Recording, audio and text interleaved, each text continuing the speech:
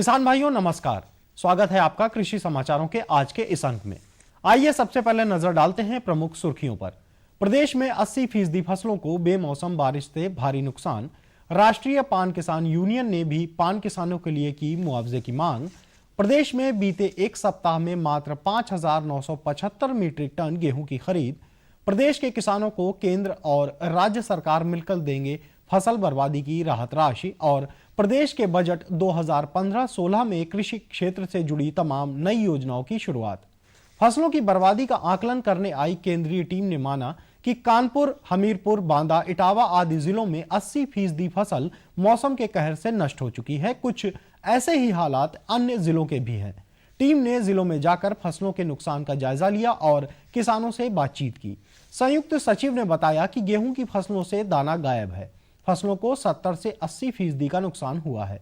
चने की फसल भी पूरी तरह नष्ट हो गई है। जल्द ही किसानों को सहायता राशि मुहैया कराई जाएगी। केंद्र सरकार विचार कर रही है कि किसानों का ऋण माफ किया जाए या ब्याज। जल्द ही इस पर फैसला होने की उम्मीद है। ओलावृष्टि और बेमौसम बारिश का असर गेहूं के साथ ही पान की फसल पर भी पड़ा है। तेज धूप से पान की बेल को बचाने की चुनौती अभी शुरू ही हुई थी कि बारिश ने पान किसानों के सपनों पर पानी फेर दिया। यूनियन के अध्यक्ष के अनुसार राजधानी समेत प्रदेश के सभी जिलों में पान की फसल नष्ट हुई है। लाखों रुपए का पान खराब हो गया है, जिसकी भरपाई के लिए पान किसानों ने राजधानी के जिलाधिकारी के माध्यम से मुख्यमंत्री को ज्ञापन सौंपा है और राहत के तौर पर मुआवजे की मांग की है।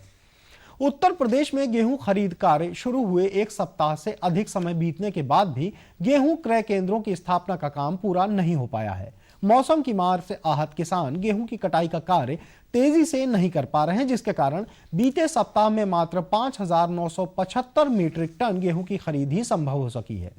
खाद्य एवं रसद विभाग के सूत्रों के अनुसार पूर्वांचल में कुछ केंद्रों को छोड़कर अधिकतर स्थानों पर सन्नाटा पसरा है। वहां किसानों का गेहूं लेकर पहुंचना तो दूर, कर्मचारी भी पूरी संख्या में हाजिर नहीं है। सरकार के प्रवक्ता के मुताबिक विभिन्न एजेंसी अब तक 1033 किसानों को गेहूं मूल्य का 8.66 करोड़ रुपए का 100% भुगतान कराया जा चुका है। गेहूं खरीद में सबसे आगे पीसीएफ रही है, जिसने अब तक 2067.30 मीट्रिक टन गेहूं खरीदा है। प्रदेश में वर्षा व ओलावृष्टि से फसलों की बर्बादी का जायजा लेने पहुंचे केंद्रीय दल के साथ एक बैठक में फैसला लिया गया है कि प्रदेश के किसानों को प्रति हेक्टेयर 18,000 रुपए का मुआवजा दिया जाएगा। इसमें राज्य व केंद्र सरकार दोनों 9-9 हजार रुपए का योगदान देंगी। केंद्रीय टीम के साथ प्रदेश के मुख्य सचिव की बैठक में किसानों को फौरी राहत के रूप में प्रति हेक्टेयर 18,000 रुपए देने पर सहमति बनी है। साथ ही न्यूनतम राहत राशि 750 रुपए देने के निर्णय को भी यथावत रखा गया है। केंद्रीय टीम के अनुसार केंद्र सरकार के मानकों के अनुसार लघु एवं सीमांत किसानों को असिंचित क्षेत्र के लिए 4.5 हजार रुपए प्रति हेक्टेयर तथा सिंचित क्षेत्र के लिए 9,000 रुपए प्रति हेक्टेयर की सहायता राशि को 2 गुना किए जाने के राज्य सरकार के अनुरोध को 1.5 गुना करने पर केंद्र सरकार ने सहमति दे दी है। बैठक में मुख्य सचिव ने केंद्रीय टीम को बताया कि प्रदेश के 40 जिले आंधी, पानी और ओलावृष्टि से बुरी तरह प्रभावित हुए हैं। इन जिलों में राहत देने के लिए केंद्र सरकार को 1,067 करोड़ रुपए का नया राहत मांग पत्र भेजा जा चुका है। कृषि में स्नातक व परास्नातक छात्रों को स्वावलंबी बनाने के लिए प्रशिक्षित कृषि उद्यमी स्वावलंबन योजना का शुभारंभ किया जा रहा है। इसके लिए सरकार ने वर्ष 2015-16 के बजट में 6 करोड़ रुपए का प्रावधान किया है, जिसके अंतर्गत कृषि स्नातक एवं परास्नातक पास युवाओं को प्रशिक्षण दिया जाएगा, जो प्रशिक्षित होकर एग्री क्लिनिक व एग्री बिजनेस चलाकर किसानों को सशुल्क तकनीकी सलाह देंगे। इसी तरह दलहन उत्पादन बढ़ाने के लिए 3.55 करोड़ रुपए का प्रावधान है। इसके तहत अब नेशनल ऑयल सीड्स मिशन योजना के तहत मिलने वाले स्प्रिंकलर सेटों पर राज्य सरकार 50% अनुदान देगी। केंद्र सरकार की ओर से पहले से ही 25% अनुदान इस मद में दिया जा रहा है। इस प्रकार इस योजना में अब 75% अनुदान पर स्प्रिंकलर सेट किसानों को उपलब्ध हो सकेगा। इसके साथ साथ मुफ्त सिंचाई के लिए किसानों को 200 करोड़ रुपए की व्यवस्था की गई है। गांवों को कम से कम 16 घंटे और कृषि क्षेत्र को कम से कम 8 घंटे बिजली देने के लिए राज्य सरकार ने फीडर सेपरेशन योजना लागू करने का फैसला किया है। इसके लिए 7,000 करोड़ रुपए का प्रावधान है। इसके अलावा गांवों में सस्ती बस सेवा उपलब्ध कराने के लिए ग्रामीण परिवहन सेवा योजना के तहत 100 करोड़ रुपए की व्यवस्था की गई है। साथ ही गांवों में घर घर शौचालय निर्माण हेतु 1533 करोड़ रुपए का प्रावधान है। पशुओं के नस्ल सुधार एवं रोगों के निदान हेतु 10 करोड़ का प्रावधान है, जबकि अपौष्टिक चारे एवं सेल्यूलोजिक वेस्टेज को उपचारित कर पौष्टिक बनाने की योजना के लिए 5.25 करोड़ रुपए का प्रावधान है। आइए अब जानकारी लेते हैं कृषि भौतिकी संभाग के कृषि वैज्ञानिकों द्वारा किसान भाइयों को दी गई सलाह और सुझाव के बारे में। गेहूं की खड़ी फसल की कटाई मड़ाई का कार्य शीघ्र सुनिश्चित करें। मड़ाई के उपरांत गेहूं को धूप में सुखाकर ही भंडारण करें ताकि भंडारण में होने वाली हानि से बचा जा सके। भंडार गृह की दीवारों तथा फर्श पर मैलाथियान 50% के घोल को 3 लीटर प्रति 100 वर्ग मीटर की दर से छिड़काव के बाद सूखने के उपरांत भंडारण करें। बखारी के ढक्कन पर पॉलीथीन लगाकर मिट्टी का लेप कर दें, जिससे बखारी वायुरोधी हो जाए। मूंग की प्रजातियों जैसे सम्राट जनप्रिया, मेहा, HUM 16, मालवीय जनचेतना आदि की बुआई यथाशीघ्र समाप्त करें। बोई जा चुकी उड़द व मूंग में पीला चित्रवर्ण रोग दिखाई देते ही प्रभावित पौधे को सावधानी पूर्वक उखाड़कर नष्ट कर दें।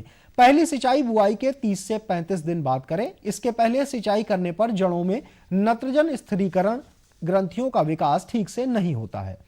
सूरजमुखी की खेती में शेष नत्रजन की मात्रा बुआई के 25 से 30 दिन बाद सिंचाई के उपरांत उपयुक्त नमी पर करने के बाद हल्की मिट्टी पौधों के पास चढ़ाएं। गन्ने की खेती में समय से पानी लगाएं और ओट आने पर गुड़ाई करें। बुआई के 45 दिनों बाद यूरिया की 1/3 मात्रा की टॉप ड्रेसिंग करें। गेहूं फसल की कटाई के उपरांत ग्रीष्मकालीन गन्ना बोने हेतु तैयारी करें तथा क्षेत्रीय संस्तुत प्रजातियों का चुनाव करें। पपीते के बीज की बुआई का कार्य प्रारंभ करें। लहसुन यदि पकने की अवस्था में हो तो तुरंत सिंचाई बंद कर दें। भिंडी की खेती में पीत शिरामोजैक रोग के नियंत्रण हेतु डाइमिथोएट 1.6 मिलीलीटर प्रति लीटर पानी की दर से छिड़काव करें। प्याज की खेती में निराई गुड़ाई का कार्य ओट आने पर करें। आम के बागों में फलों को गिरने से बचाने के लिए नैप्थलीन एसिटिक एसिड 20 ppm का छिड़काव करें। यदि फलों में आंतरिक ऊतक क्षय रोग दिखाई दे तो इसकी रोकथाम हेतु बोरेक्स 1% घोल का छिड़काव करें। किसान भाइयों, कृषि समाचारों के बाद आइए नजर डालते हैं प्रदेश की प्रमुख कृषि मंडियों के औसत भावों पर।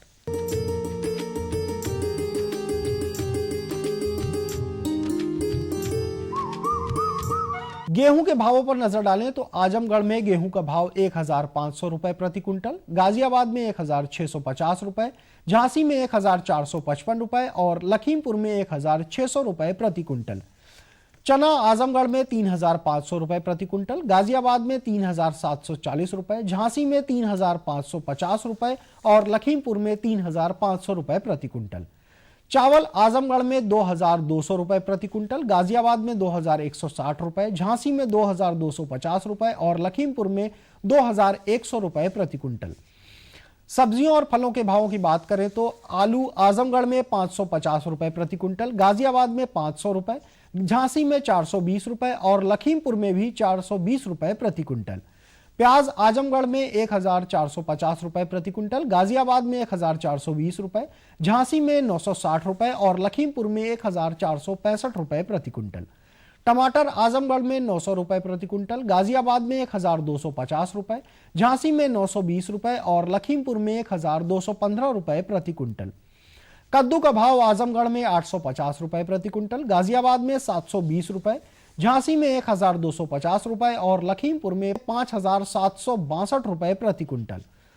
सेब के भावों की बात करें तो आजमगढ़ में सेब का भाव 3000 रुपए प्रति क्विंटल, गाजियाबाद में 5800 रुपए, झांसी में 6000 रुपए और लखीमपुर में 6910 रुपए प्रति क्विंटल। केला आजमगढ़ में 1000 रुपए प्रति क्विंटल, गाजियाबाद में 1430 रुपए, झांसी में 1260 रुपए और लखीमपुर में 1201 रुपए प्रति क्विंटल। संतरा आजमगढ़ में 2200 रुपए प्रति क्विंटल, गाजियाबाद में 2450 रुपए, झांसी में 1850 रुपए और लखीमपुर में 3858 रुपए प्रति क्विंटल। अंगूर का भाव आजमगढ़ की मंडी में 3000 रुपए प्रति क्विंटल, गाजियाबाद में 3050 रुपए, झांसी में 2650 रुपए और लखीमपुर में 3960 रुपए प्रति क्विंटल।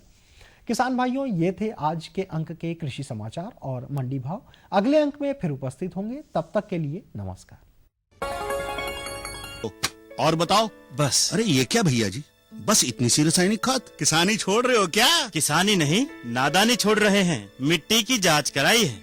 अब तो लाला जी जितनी जरूरत है उतने ही उर्वरक खेत में डालेंगे। हाँ, किसान भाई आज ही अपने जिले की नजदीकी भूमि परीक्षण प्रयोगशाला में मिट्टी की जांच जरूर करवाएं और मिट्टी में पोषक तत्व, नमी व पौधे के विकास को देखते हुए केवल जरूरत के अनुसार ही पोषक तत्व डालें। और हाँ, मिट्टी में गंधक, जस्ता, बोरोन जैसे सूक्ष्म पोषक तत्वों का पता लगाना भी न भूलें। उर्वरक और जैविक खाद के सही उपयोग से भूमि का उपजाऊपन बनाए रखें, उत्पादकता बढ़ाएं, खर्चा घटाएं और बहुमूल्य विदेशी मुद्रा बचाने में भी सहयोग दें। और हाँ, धीमी गति से नाइट्रोजन उपलब्ध कराने वाले उर्वरकों जैसे नीम लेपित यूरिया को प्राथमिकता दें और यूरिया का पत्तों पर छिड़काव करें। अरे वाह, तू तो सचमुच समझदार हो गया रे। अधिक जानकारी के लिए संपर्क करें जिला कृषि अधिकारी या किसान कॉल सेंटर। अम्मा खाना दे दो ना। सबर कर गोलू, अभी दाल नहीं गली है। तू फिक्र ना कर गोलू की अम्मा, अब की बार अपनी दाल खूब गलेगी। क्या मतलब जी?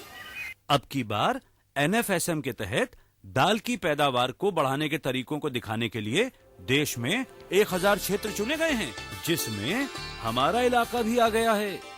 पर इससे हमें क्या फायदा? हमें 5 एकड़ खेती के लिए खाद और कीटनाशक के अलावा बढ़िया बीजों की एक मिनी किट भी मिलेगी। इतनी दाल का करेंगे क्या जी?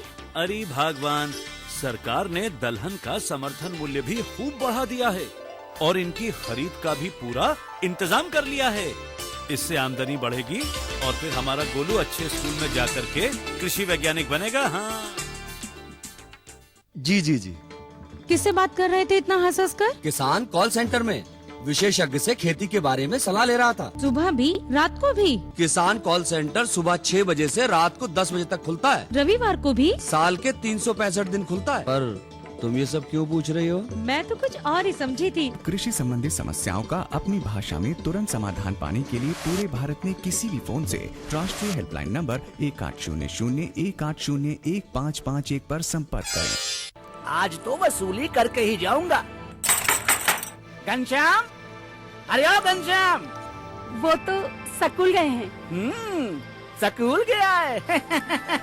अरे बहाना तो ढंग का बनाती। हाँ लाला, मैं स्कूल ही गया था, फार्म स्कूल, जहाँ किसानों को सिखाई जाती है खेतों में पैदावार बढ़ाने की हर बात, जैसे मिट्टी के हिसाब से सही खाद, बढ़िया बीज और जरूरत के मुताबिक कीटनाशक, ताकि कम लागत में अधिक मुनाफा। ये पकड़ लाला, तेरा हिसाब साफ।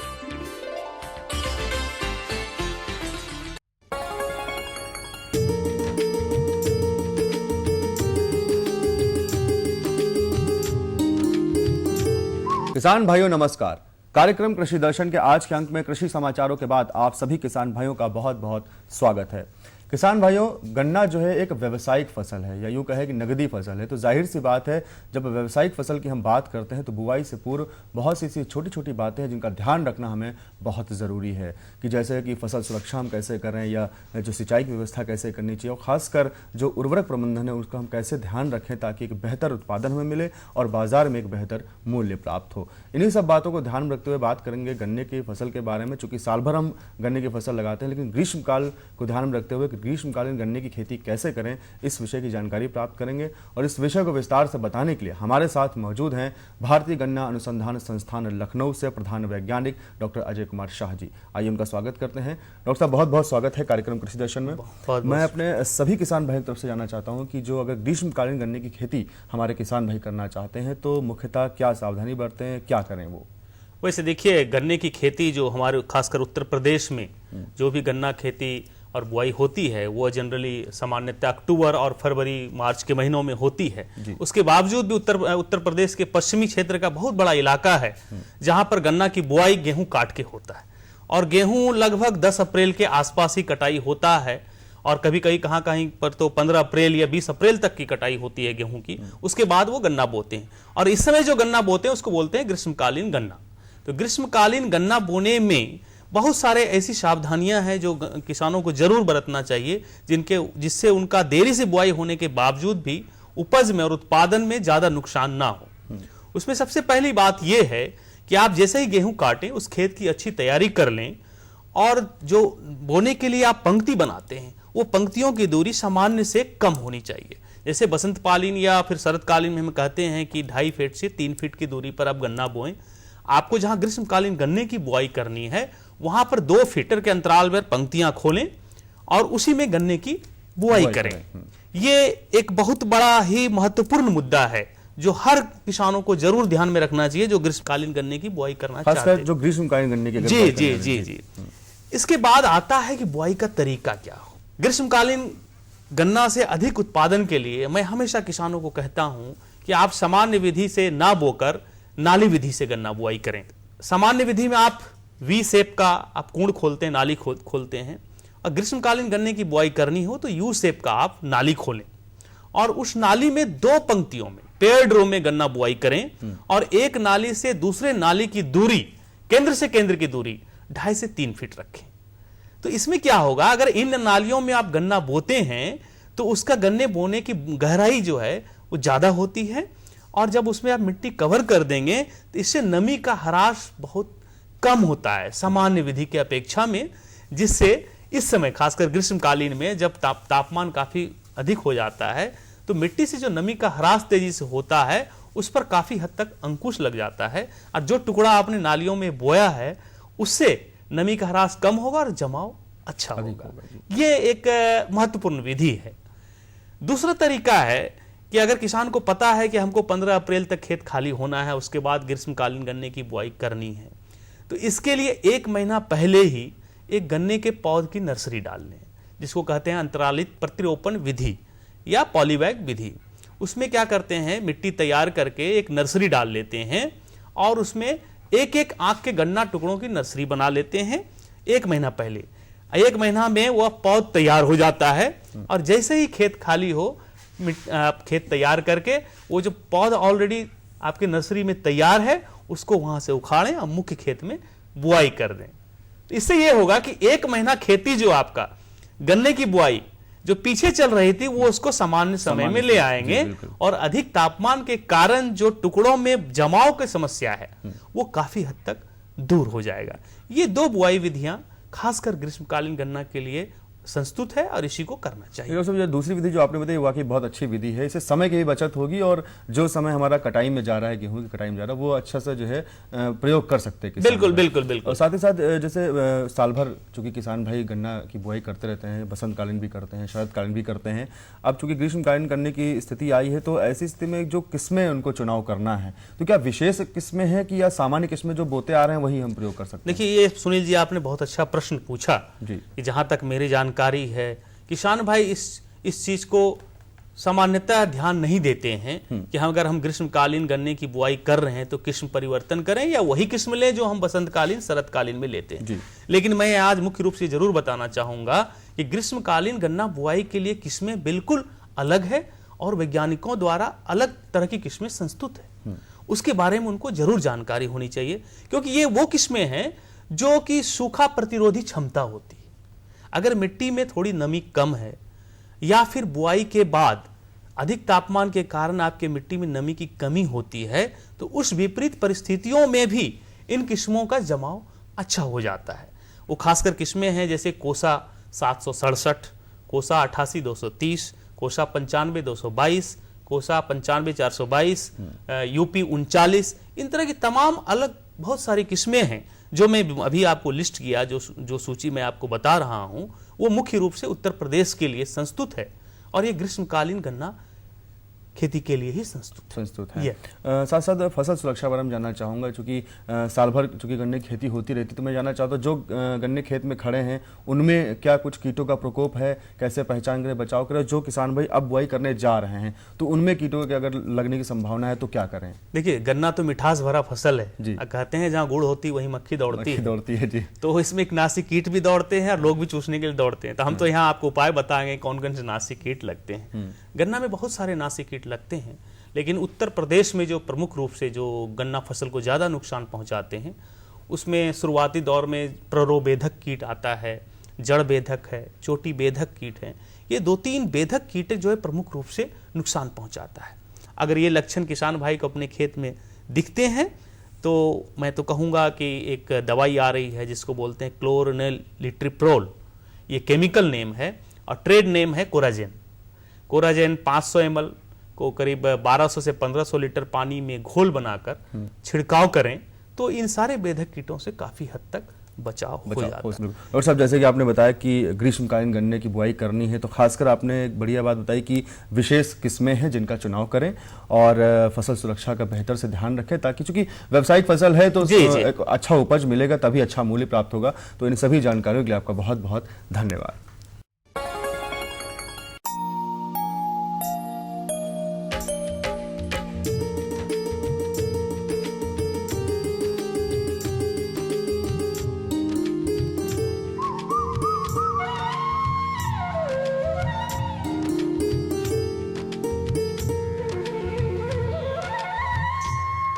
खेती किसानी की जानकारी के बाद आइए जानते हैं मौसम का हाल।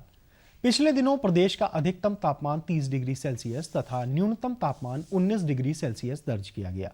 न्यूनतम तापमान में सामान्य से 4 से 6 डिग्री सेल्सियस की गिरावट तथा अधिकतम तापमान में भी 6 डिग्री सेल्सियस की गिरावट रही।